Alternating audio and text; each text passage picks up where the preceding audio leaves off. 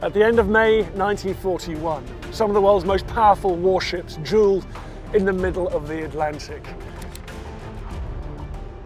Bismarck threatened to dominate the Atlantic and starve Britain of the vital food and military supplies that flowed from the rest of the world. A dark outline of twisted steel rising out of the deep had always been the most enduring image associated with the Bismarck wreck. For decades, the story was dominated by the stark visuals Robert Ballard brought back after he located the battleship in 1989. Yet, his recent admission about what he discovered during those first dives has rekindled fascination with one of the most iconic wrecks in naval history. He described details he had once chosen not to emphasize, aspects of the wreck that complicated long-held assumptions about the vessel's final hours.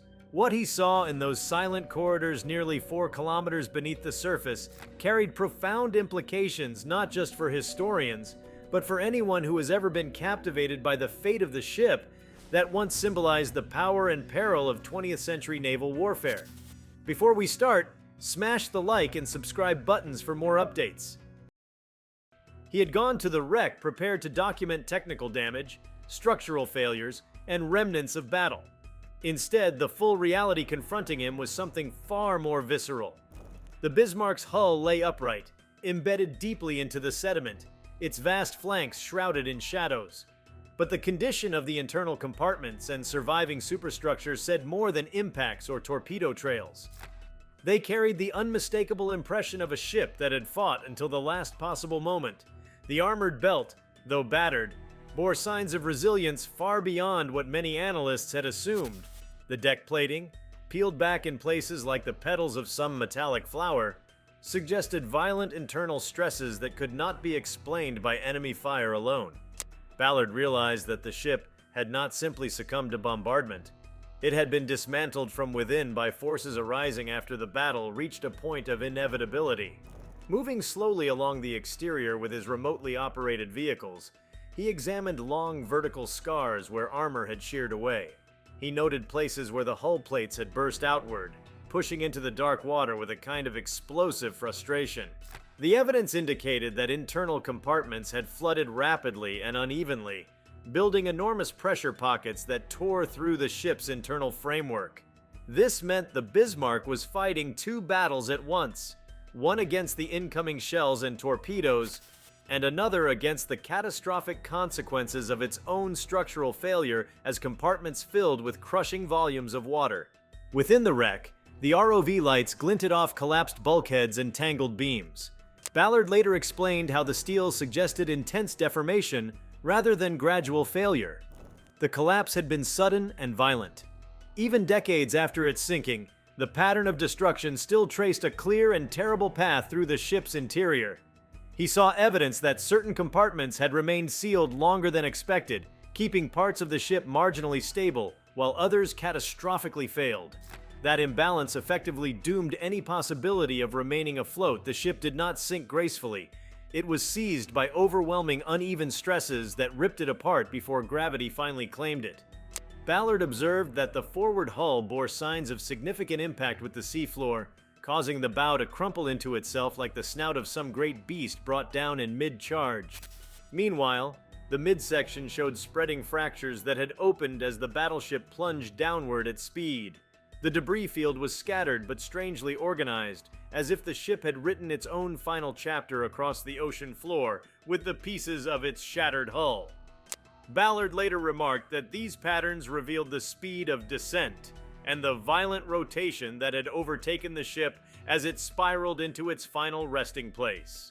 The Bismarck had not simply sunk, it had raced toward the seabed in a last uncontrolled dive, dragged down by flooding and structural collapse. The implications of what he found went beyond the mechanics of the sinking. As he drifted along the remains of the superstructure, Ballard realized that the ship's condition contradicted commonly accepted narratives about its final minutes. The Bismarck had long been thought to have been scuttled in a decisive, controlled act by its own crew as enemy fire rendered survival impossible. Yet the new details suggested a different story, one far more complex. The wreck showed signs of catastrophic failure inconsistent with a clean, deliberate scuttling alone. It was evident that scuttling charges likely contributed to the ship's demise, but the overwhelming bulk of damage came from structural weaknesses exposed under extreme stress. The evidence revealed a ship battered into helplessness, collapsing under the weight of its own wounded architecture, even as the crew attempted to bring about a controlled end. Ballard understood that these findings transformed the way historians might interpret the event. They changed the narrative from one of a deliberate, almost ceremonial self-destruction to one of chaos, desperation, and rapidly escalating internal failure. The crew's actions, previously framed as the decisive moment of agency, appeared instead as the final gesture within a much larger process the ship itself had already begun. The Bismarck was dying before the scuttling could finish the job. As he studied the shattered remains of the turrets, he noticed that 2 of them had been violently ejected from their barbettes. The massive gun housings, once symbols of impregnable power, now lay dozens of meters from the hull. Their displacement was not caused by enemy fire but by internal detonation effects arising from sudden pressure changes within the flooded compartments beneath. The turrets had been thrown out by forces generated deep within the ship, a final sign of the enormous stresses racing through the vessel. These details highlighted the extent to which internal collapse shaped the ship's end, overshadowing prior assumptions that external damage alone sealed its fate. Closer inspection of the propulsion section further reinforced these findings. Ballard observed that the stern, though damaged, was surprisingly intact compared to the forward and midsection. The propeller shafts remained embedded in the structure, and the hull plating here had not experienced the same level of explosive outward distortion.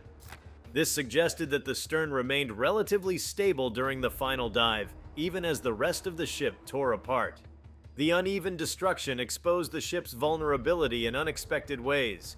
It hinted at how weight distribution, compartmentalization, and the placement of armored sections affected not only battle performance, but also the ship's ultimate destruction.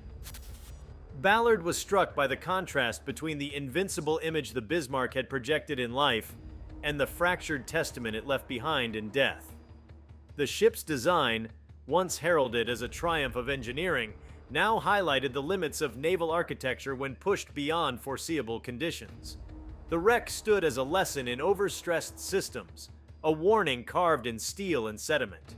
The vessel's armored citadel remained partially intact, showing how some design principles held firm even under extreme duress. Yet the collapse of internal spaces revealed the unintended consequences of compartmentalization when those compartments failed out of sequence. As he examined these details, he recognized that the implications extended into the broader conversation about naval warfare during the 20th century. The Bismarck's demise illustrated that even the most advanced warships were vulnerable to unpredictable combinations of damage, internal pressure, and flooded structural pathways. The traditional assumptions about battleship invulnerability, already challenged by the rise of air power, were further undermined by the lessons from the wreck. Ballard's findings emphasized that the destructive forces acting on a sinking warship do not respect engineering pride or strategic symbolism. They operate with the indifferent violence of physics alone. He also noted the eerie preservation of certain areas, where corrosion had eaten away at surfaces while leaving the general shape of objects fully recognizable. Ladder rungs, corridor hatches, and fragments of flooring had endured where one might expect total collapse. These smaller details served as quiet counterpoints to the larger structural devastation. They reminded Ballard that the ship was not merely destroyed, it had been transformed into something new. A monument shaped by salt water and pressure. The Bismarck had become both a relic and a record, simultaneously decaying and telling its story. The sense of solemnity in these spaces was profound. The wreck was not just a machine, it had been a battleground and the final environment for hundreds of sailors. Ballard had been cautious about exploring the interior out of respect for the site, focusing instead on structural evidence rather than human remains or personal artifacts. His attention remained on the story told by the steel itself, the language of fractures, bends, and collapsed beams. Yet the silence of the wreck carried a weight that needed no further elaboration. Every torn plate spoke of impact, decision, hope, and inevitability. The revelation he recently shared, that he had recognized the true nature of the internal collapse earlier than he publicly admitted, shifted the way the world understood the wreck. He had withheld certain observations to focus historical discussion on the broader narrative rather than immediate technical speculation. Over time, the significance of the internal destruction became clearer not only to him but to the entire field of marine archaeology. The new details he revealed offered fresh clarity about the interplay between enemy action and the ship's own structural breakdown. Understanding why Ballard chose to reveal these details now involves recognizing his growing commitment to sharing the fullest possible picture of the wrecks he has explored. His career has always balanced scientific precision with deep respect for the human stories embedded in undersea graves. The Bismarck, perhaps more than any other site he has documented, embodied that intersection. The ship's final moments were not a matter of simple cause and effect. They were a complex sequence of internal and external forces that reshaped the ship from within. His recent admission carries further implications for future shipwreck expeditions. It highlights the need to examine wrecks as complete systems rather than as collections of isolated damage points. By acknowledging how much the internal evidence shaped his understanding, Ballard reinforced the importance of studying the hidden spaces of wrecks, the compartments where destruction leaves its most telling traces. Historians and archaeologists can now approach similar sites with a deeper appreciation for the quiet clues embedded in collapsed structures. Furthermore, the revelations promote a more nuanced view of how ships succumb to battle damage. They demonstrate that the line between scuttling and sinking is not always clear. A ship can be in the midst of structural collapse even as its crew attempts to initiate a controlled descent. The Bismarck's wreck embodies this duality in dramatic fashion. Ballard's account helps observers appreciate that naval engagements rarely adhere to clean narratives. They are shaped by the interplay of human decisions and physical forces no one can fully command. There is also a broader cultural dimension. The Bismarck has occupied a place in popular memory, shaped as much by myth as by fact.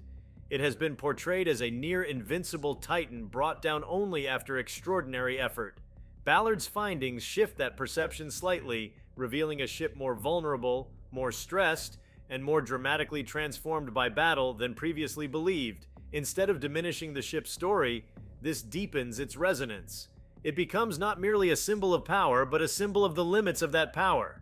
The discovery of a shipwreck always brings with it a blend of technical analysis and emotional response, but few wrecks have captured the world's imagination the way the Bismarck has. Ballard's admission adds layers to that fascination. It shows that the story of the Bismarck is not frozen in time.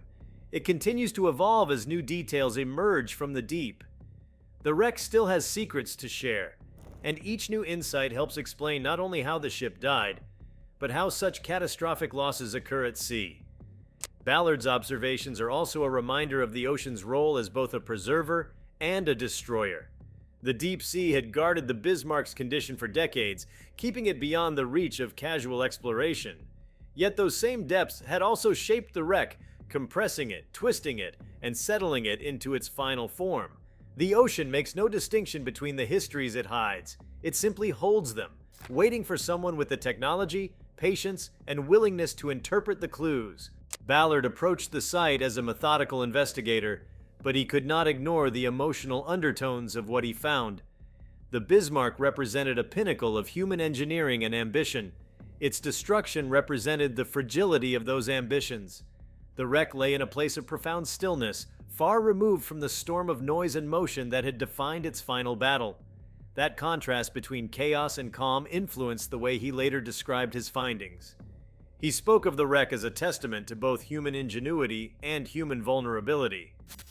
The new details he shared offer insight into how the study of wrecks can reshape collective understanding of history. A ship like the Bismarck, whose story has been told countless times, gains added depth when examined through fresh perspectives. The structural collapse he documented challenges historians to see the sinking not simply as the outcome of enemy attack, but as the result of intertwined forces. It adds sophistication to our comprehension of naval warfare and engineering. The implications stretch into the study of future shipwrecks as well. Investigators are now encouraged to analyze internal structural evidence with greater precision, applying the lessons from the Bismarck to other wrecks from similar eras. Ballard's experience underscores the importance of holistic examination, recognizing that the true story of a ship's death often lies in the silent spaces between its armored plates. His admission also reinforces the idea that history is not static. It evolves as new voices emerge and new evidence comes to light. What he saw at the Bismarck wreck was not a simple confirmation of established theories. It was a revelation that disrupted comfortable conclusions. It suggested that even well-studied events may hold deeper truths waiting to be uncovered. The Bismarck's wreck remains one of the most dramatic archaeological sites in the world, not simply for its historical importance, but for the narrative contained within its broken hull. Ballard's findings bring that narrative into sharper focus. They reveal a ship overwhelmed by forces inside and out, a vessel fighting a losing battle against both enemy fire and physics itself. The internal collapse he documented conveys a sense of desperation and inevitability, a story written not in words, but in bent steel and shattered compartments. The implications extend even beyond naval history or engineering. The Bismarck's fate speaks to a universal theme: the limits of control. Even the most powerful creations cannot always withstand the convergence of unforeseen forces. The wreck stands as a reminder that even giants can fall in ways that defy expectations. Ballard's revelations underscore that truth with clarity enhanced by decades of reflection. By sharing these details now, he has enriched the legacy of one of the most legendary ships in history. The Bismarck's wreck, once a silent guardian of its own secrets, now speaks with renewed clarity. Its collapsed tunnels, torn plating, and displaced turrets tell a more complete story than ever before. Through Ballard's admission, the world gains a deeper understanding of what lies on the seafloor. A monument to ambition, conflict, and the unforgiving complexity of forces that shape the fate of ships caught in war. The story he brought back from the depths continues to resonate. The Bismarck remains a vessel defined not only by its power, but by the way its end reveals the fragility inherent in all engineered creations. Ballard's insights illuminate that fragility, inviting a renewed appreciation for the wreck as both an artifact of history and a symbol of the relentless forces that govern life at sea. Ballard's expanded reflections also draw attention to the psychological dimension of uncovering a wreck so steeped in global memory. Standing at the convergence of history, technology, and human cost places an unusual weight on the observer. He admitted that while he initially approached the Bismarck with scientific detachment, the magnitude of what he found gradually shifted his perspective. The deeper he studied the structural clues, the more he sensed the complexity of a ship whose final moments were neither simple nor orderly. The wreck forced him to confront the unpredictable nature of maritime destruction, where even the most advanced vessels can succumb in ways no engineer or strategist fully anticipates. Another implication of his findings centers on the evolving relationship between modern exploration technology and historical interpretation. When Ballard first located the Bismarck, submersible imaging was groundbreaking but limited. The new details he chose to reveal highlight how his interpretations were shaped by what the technology of the time allowed him to see. As high-resolution mapping and deep-sea imaging advance, future expeditions may uncover aspects of the wreck impossible to document decades ago. His admission acknowledges that each generation of researchers inherits a responsibility to refine historical understanding as technology improves.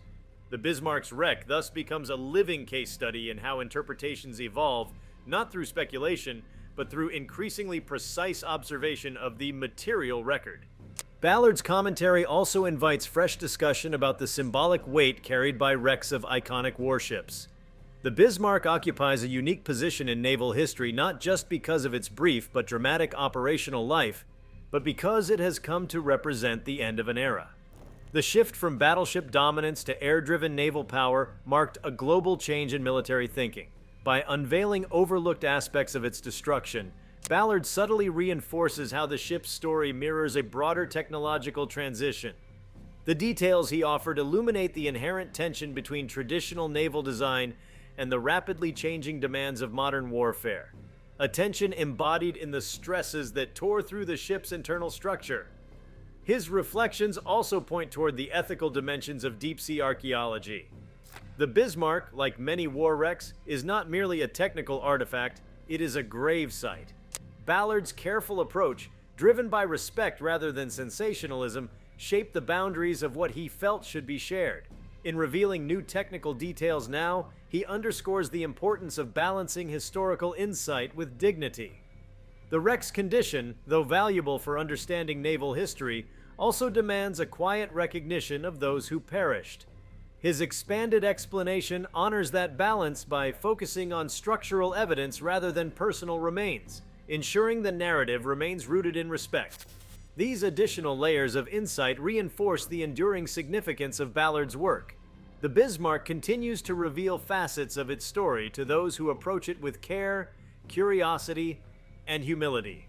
His recent reflections add a final dimension to that legacy, one that acknowledges the evolving nature of discovery and the responsibility that comes with interpreting the silent testimony of a ship reshaped forever by the forces that consumed it. If you liked this video, please give it a like and subscribe to our channel. Also, leave your comments below and tell us, what are your thoughts on what Ballard truly founded the Bismarck wreck today? We want to hear from you. Thank you for watching, and see you next time.